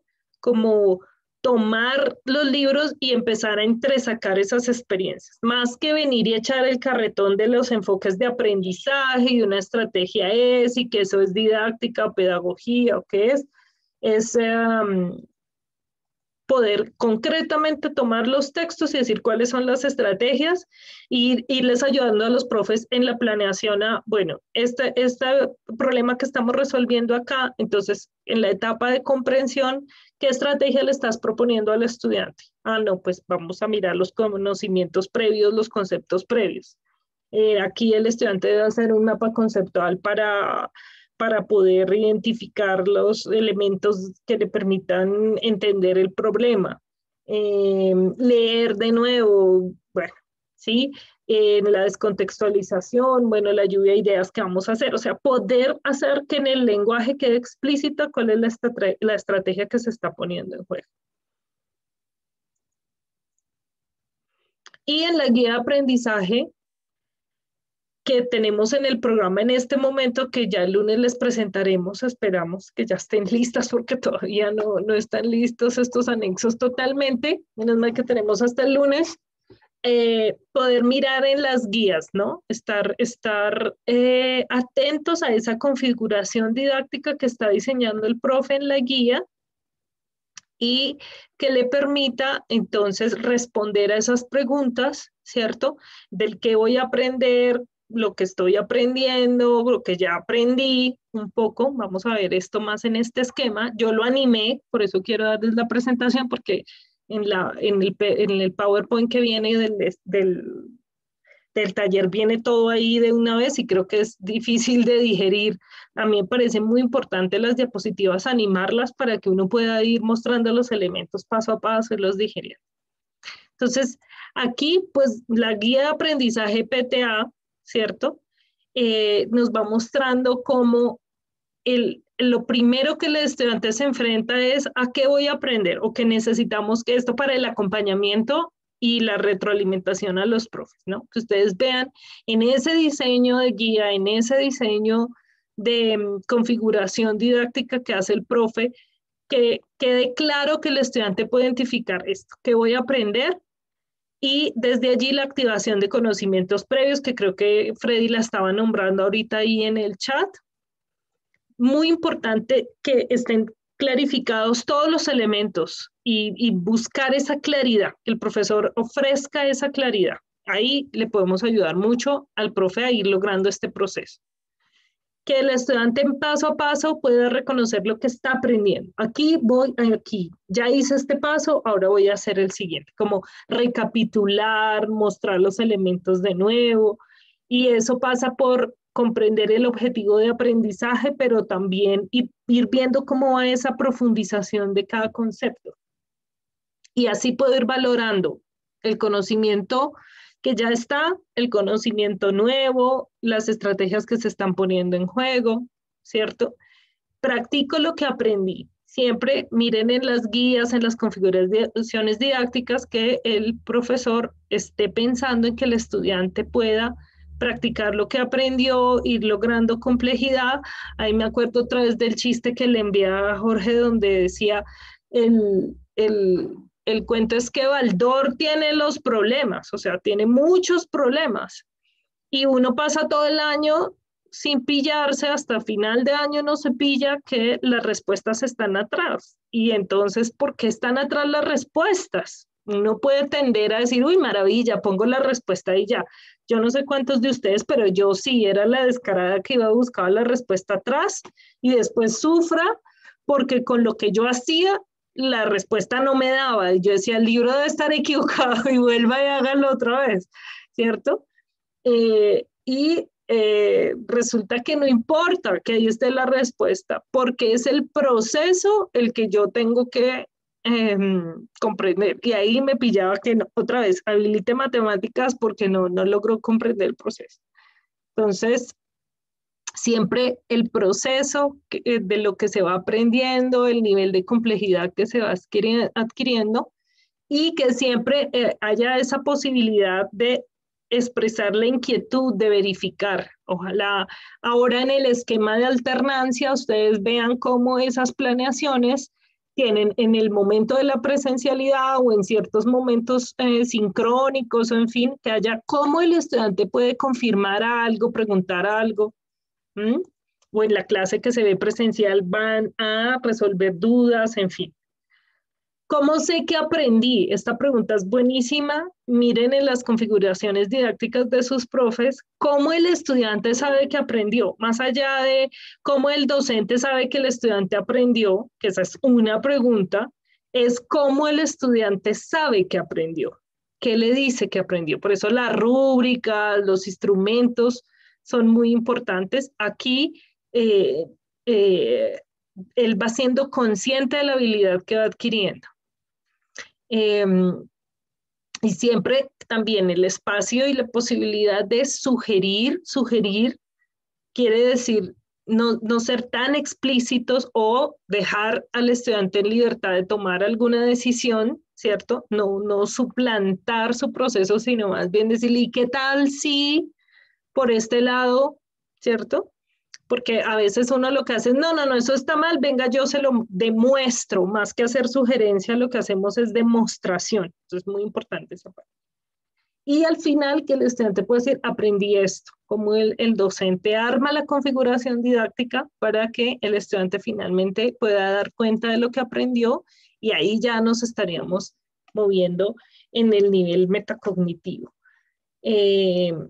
Entonces, esta diapositiva me parece que les va a ayudar mucho a estar muy atentos cuando estén mirando, acompañando guías de profes o las secuencias didácticas que ellos diseñan, inclusive en la experiencia significativa de proyectos de aula, ¿cierto? Como estos distintos niveles se van teniendo en cuenta y se van pudiendo vivir. Ya como lo decía Gustavo y varios, ¿no? Con continuidad, con frecuencia para que vayan quedando integrados. Para la transferencia, entonces, ustedes ya, bueno, para los tutores de Meta, pero yo les voy a pasar en mi Drive todos los documentos de apertura y ahí en el canal de YouTube están todos los videos de la formación que hicimos. Entonces, miren este anexo para verificar la planeación de una configuración didáctica, ¿no? Entonces, un poco esto le permite a ustedes ayudar a los profes a verificar, ¿cierto? Cómo esas actividades que proponen son para lo presencial o lo no presencial, sincrónico o asincrónico, los recursos que se utilizan y ir dejando claras las estrategias de aprendizaje, ¿cierto? Es un formato que más que tenerlo que llenar, sirve como una suerte de rúbrica, de matriz de verificación que vamos teniendo todos estos elementos en la planeación. Y acá, pues para retroalimentar las estrategias de aprendizaje en la planeación, mire que aquí se recogen algunos elementos, es el anexo 5, de la carpeta de recursos adicionales de este taller. Entonces podemos describir la estrategia, esa estrategia que aprendizajes apoya, cómo la puedo valorar o cómo puedo mirar que el estudiante la está poniendo en juego con el recurso que vaya a utilizar, la acción que le propongo. Miren que muchas veces en una configuración didáctica lo que hacemos es, o lo que podemos ver que hizo el profe o lo que el profe nos muestra, es la acción que planea para el estudiante. O sea, ¿qué le va a proponer hacer al estudiante? Empieza por acá. Entonces, igual, ponemos las actividades, las acciones y empezamos a ayudarle a recorrer estos otros aspectos si no los tienen claros. Yo siempre le digo a los tutores en acompañamientos y todo, empiece por donde el profesor naturalmente está. Si él solamente puede imaginarse las acciones que el estudiante va a hacer en forma de actividades, póngalas acá y ayúdala a recorrer, ¿cierto? Porque yo le digo, profe, escríbame la estrategia, de pronto el profe se me bloquea. Bueno, y a partir de ahí entonces, ¿qué le veo de fortaleza? Siempre presento la fortaleza y luego voy mirando qué se le puede ajustar, ¿cierto? Esta parte me parece muy importante para luego que el estudiante vio la estrategia y el profe lo observa, bueno, ¿qué podemos ajustar? Y entonces, ¿cómo vamos avanzando? Esto puede ser como una suerte de recorrido de observación y análisis de la estrategia. Bueno, ahora vamos a la valoración y cierre con una pregunta o dos preguntas, más bien. Quiero que algunos respondan la 1, otros la 2, ojalá personas que no hayan intervenido. Esta es para ustedes. ¿Cómo se lo imaginan? ¿Cómo ofrecer retroalimentación a los docentes a partir del análisis de las evidencias y uso estratégico,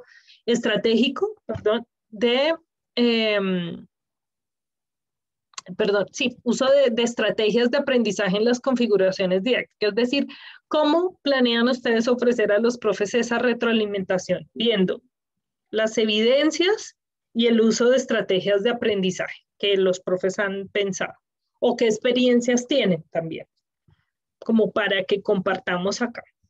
¿Quién quiere? ¿Alguien que no haya hablado hoy? Ahí sí no. Chicos. José Ramiro. Qué bien. Dale. Sí, muy buenos días. Pienso que por la experiencia en los acompañamientos.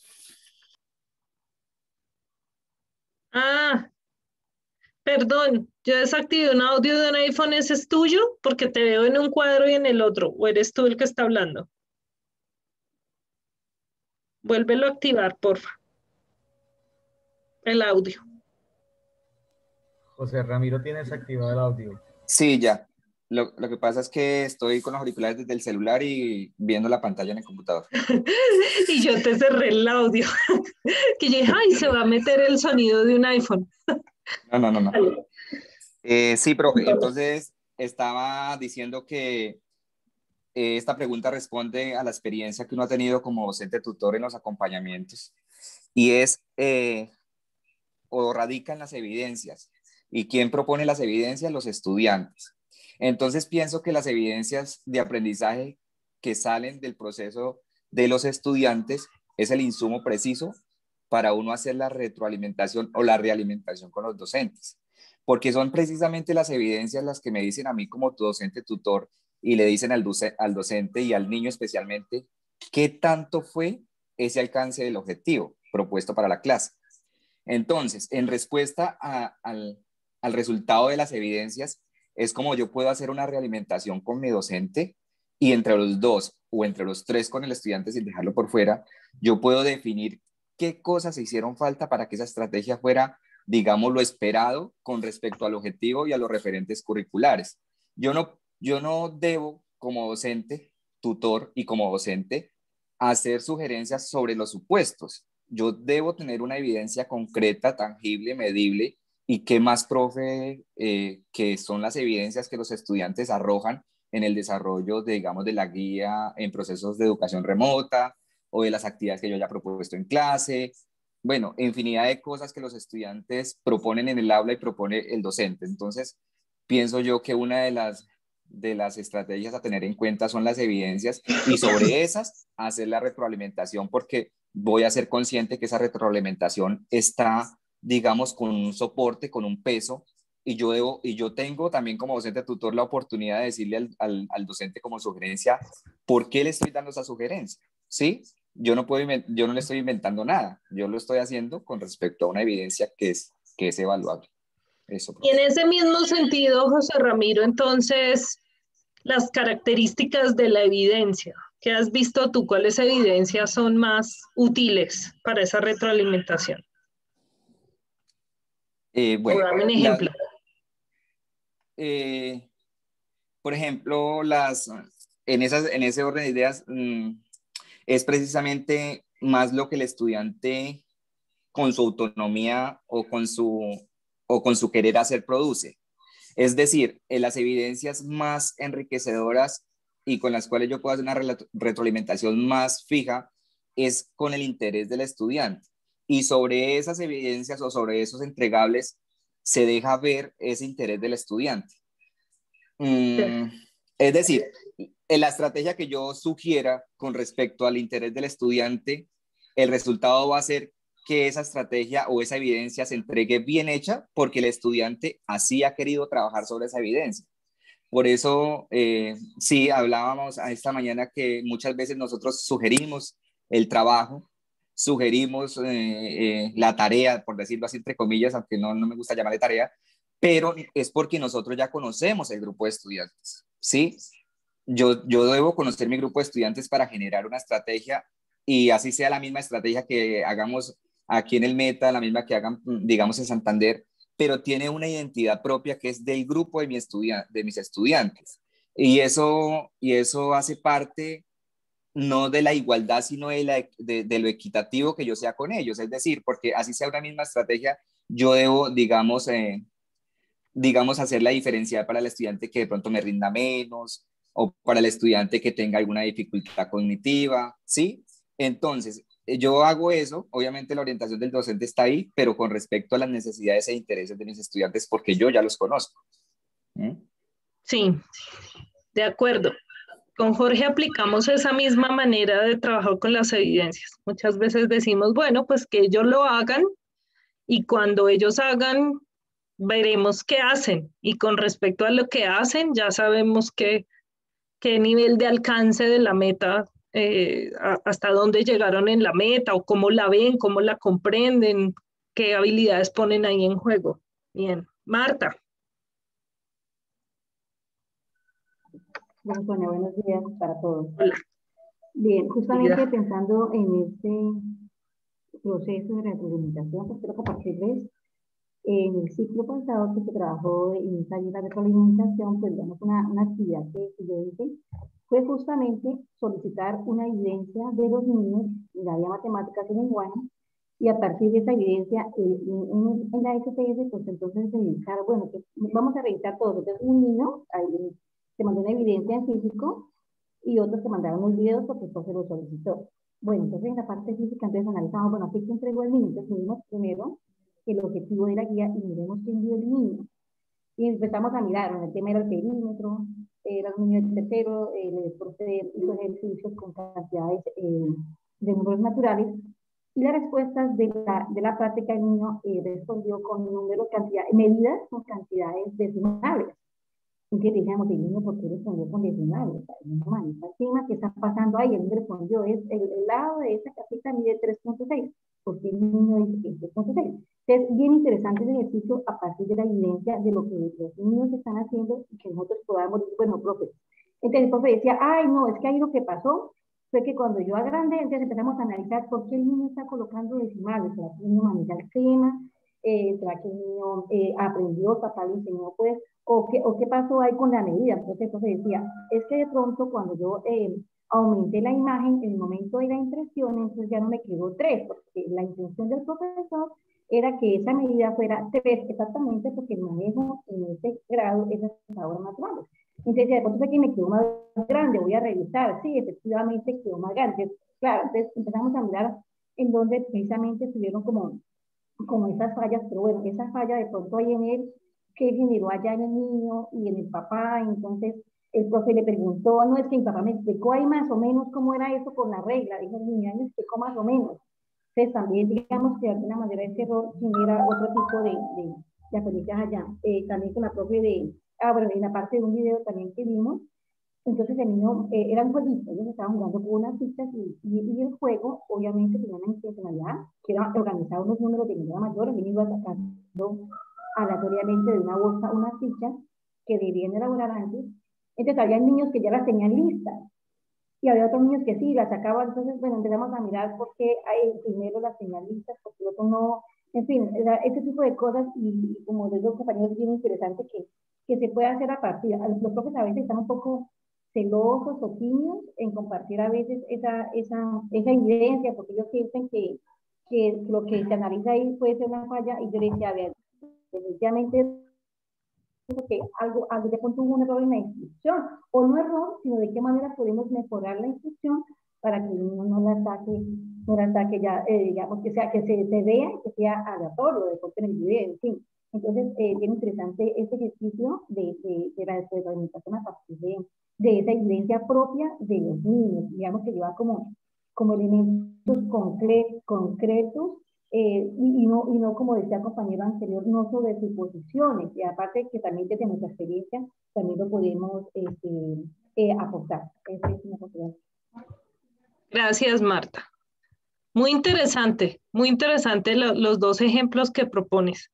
Me presentas un desafío porque tú hablas un tris más rápido de lo que mi cabeza puede procesar, entonces yo tengo que ponerme súper juiciosa para cachar todo lo que dices, pero todo estuvo súper pertinente e interesante. Gracias por esos dos ejemplos, porque eso sí ya hace volver significativo este tema.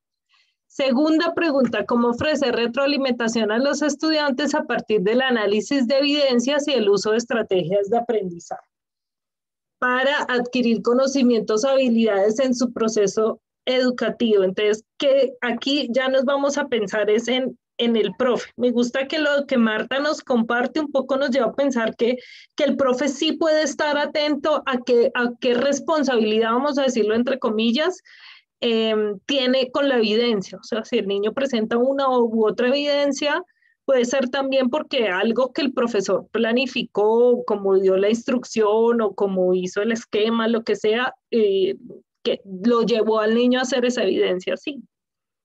Pero aquí, entonces, en esta segunda podemos ver es cómo el profe se enfrenta a la retroalimentación al estudiante, de su evidencia. ¿Qué pueden aportar ustedes? ¿Cómo han visto, sobre todo desde lo positivo, desde lo que nos puede ayudar a todos en nuestro rol de acompañamiento a los profes, qué es lo que más ayuda a hacer esa retroalimentación de evidencias a los estudiantes? Experiencias que tengan o que hayan ustedes visto que da muy buen resultado. Y no dejemos por fuera el uso de estrategias de aprendizaje. Si finalmente el estudiante también recibe retroalimentación sobre las estrategias de aprendizaje que está poniendo en juego, o esa es tarea pendiente que tenemos para el acompañamiento a los profes y que ellos a los estudiantes, como hacer más consciente la estrategia de aprendizaje que se está aplicando. ¿Quién? Janet. Bueno, profe, yo doy espacio para que otra persona levante la mano. Pero si no, pues bueno. Profe, yo creo que esa pregunta va muy de la mano, lo comentaba alguien en el chat, en los desempeños. Las guías de aprendizaje es importante que lleven los criterios de evaluación, que lleve el criterio de evaluación de esa guía, que el estudiante y el padre de familia acompañante interpreten e identifiquen qué me van a evaluar dentro de esa guía, para que al momento de hacer la retroalimentación, incluso la autoevaluación, con el estudiante podamos mirar si se alcanzó o no se alcanzó y que sea el mismo niño el que identifique si lo hizo de la mejor manera o no. Janet, ahí me permito preguntarte algo aquí para ponerle picante. Sí, la pregunta sería que el niño diga que me van a evaluar o empezaríamos porque el niño puede decir qué voy a aprender o qué voy a hacer.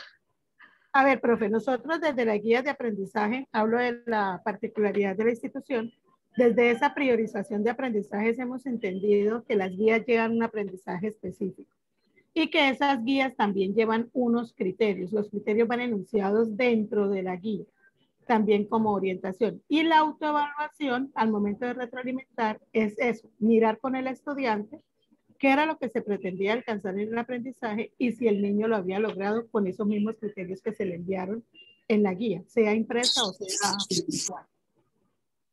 Lo miramos desde esa misma manera la retroalimentación con el estudiante, porque sí tratamos de ser muy específicos y un aprendizaje, no abarcamos grandes cosas, pero sí priorizamos el aprendizaje y establecemos criterios específicos para poder hacer la retroalimentación. Sí, Janet, eso me queda clarísimo y lo hacen muy bien. Mi pregunta está orientada por el uso del lenguaje ahí, como lo que le queda al estudiante es un lenguaje con él mismo. Voy a aprender esto, esto lo voy a alcanzar, ¿sí? A ver, profe, porque sí. A ver, entonces le doy como respuesta un ejemplo de una guía. Fue la guía integrada de matemáticas que va con el área de artística y va con el área de tecnología informática. Entonces, en el área artística, el producto a entregar al estudiante era la realización de un robot.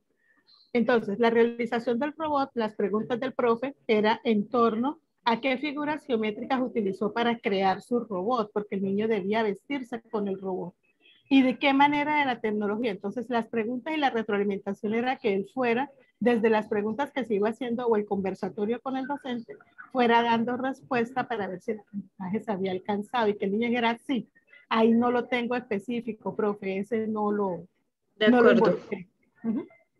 Gracias, Janet. Sí, remarquen esto para todos, ¿no?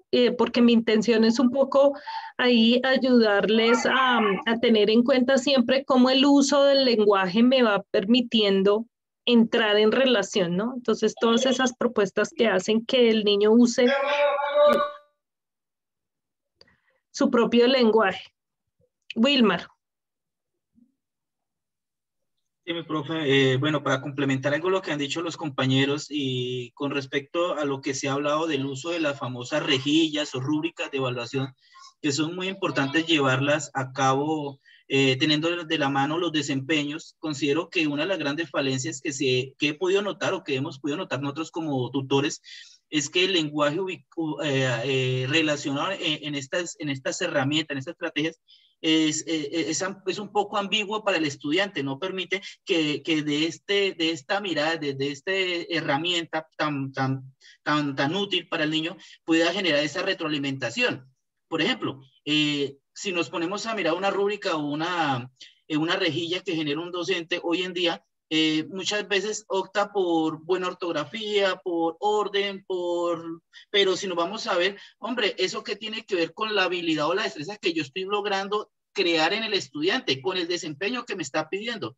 Entonces creo que algo que hay que aclararle al docente y que hay que tener en cuenta en cuanto a esta segunda pregunta es que esa retroalimentación para el estudiante va desde la forma como yo le planteo a él las situaciones, que él pueda generar un criterio de autoevaluación, de un criterio de decirme, oiga, si aprendí o no aprendí, y si lo que me enseñaron en esta guía me sirvió para algo o no. Que yo considero que en cuanto a matemáticas, más que todo, Muchos niños de pronto, pues como decía el profe Jorge, ven la matemática como el logro. ¿Por qué? Porque no le ven la aplicabilidad o la utilidad en su vida cotidiana. Pero si les decimos al niño que cuando generamos ángulos, trabajamos los ángulos, miremos cómo se crea un puente, qué ángulos podemos crear en un puente, ya lo podemos como que involucrarlo en la vida cotidiana.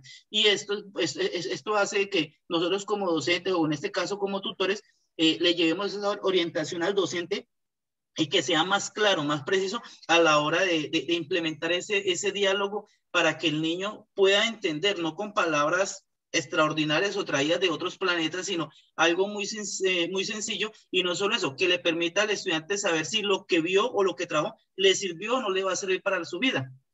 Muchas gracias. Gracias, Wilmar. Tal cual. Muy bien. Sí, sí, sí. De acuerdo contigo. Bueno, pues se nos ha acabado el tiempo. Muchas gracias a todos.